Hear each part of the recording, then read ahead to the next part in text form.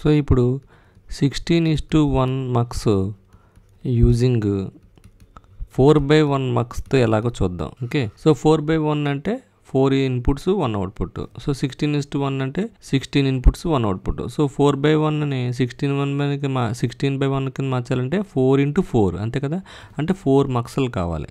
So 4 మక్స్ని ఇలా గీద్దాం. Mux 1 4 ఇన్పుట్లు D0, D1, D2, D3. ఇంకొక మక్స్ గీద్దాం.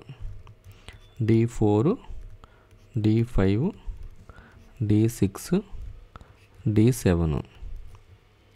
ఓకే, సో ఇదొక మక్స్ 2, ఇది 4/1, ఇది 4/1, ఇది నెక్స్ట్ మక్స్ 3, ఇది 4/1.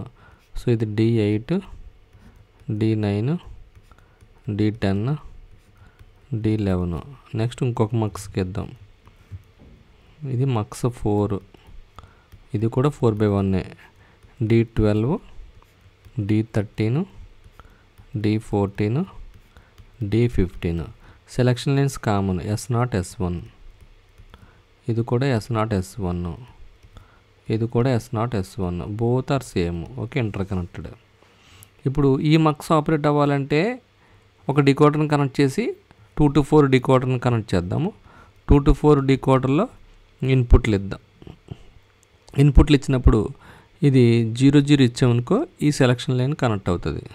సో ఇప్పుడు ఈ selection line enable bar connect అవుతుంది. ఎనేబుల్ బార్ అంటే 0, 0 ఇచ్చినప్పుడు ఎనేబుల్ బార్ అంటే 0 బార్ అంటే 1 అవుతుంది. ఇది ఆన్ అవుతుంది. అవుట్పుట్ Y వస్తుంది, Y0 వస్తుంది. అలాగే 0, 1 ఇచ్చినప్పుడు ఇది ఈ ఎనేబుల్ కనెక్ట్ అవుతుంది. ఇది కూడా ఎనేబుల్ బార్ కనెక్ట్ అవుతుంది. అప్పుడు ఈ మక్స్ నుంచి అవుట్పుట్ Y1 వస్తుంది. అలాగే 1, 0 ఇచ్చినప్పుడు ఈ అవుట్పుట్ ఎక్కడ ఎనేబుల్ కనెక్ట్ అవుతుంది, ఎనేబుల్ బార్ కనెక్ట్ అవుతుంది. అప్పుడు అవుట్పుట్ Y2 వస్తుంది. అలాగే 1, 1 ఇచ్చినప్పుడు ఈ అవుట్పుట్ ఎక్కడ ఎనేబుల్ కనెక్ట్ అవుతుంది, ఎనేబుల్ బార్ కనెక్ట్ అవుతుంది. అవుట్పుట్ Y3 వస్తుంది. సో ఇలాగ అవుట్పుట్స్ వస్తే ఈ వచ్చిన అవుట్పుట్లు మళ్ళీ ఒక ఆర్ గేట్కి కనెక్ట్ చేసుకుంటే అన్నిటికీ అవుట్పుట్ Y వస్తుంది. ఓకే, సో ఇది మెయిన్ కాన్సెప్ట్.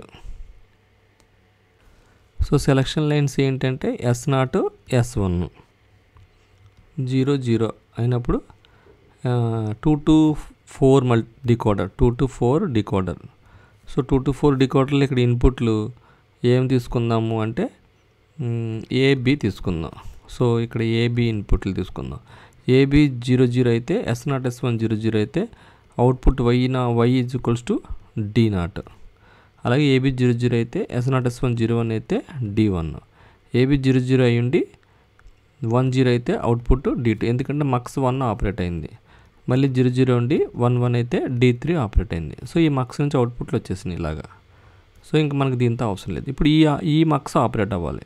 ఈ మక్స్ ఆపరేట్ అవ్వాలంటే దీనికి కాంబినేషన్ ఇవ్వాలి, 0, 1 ఇవ్వాలి.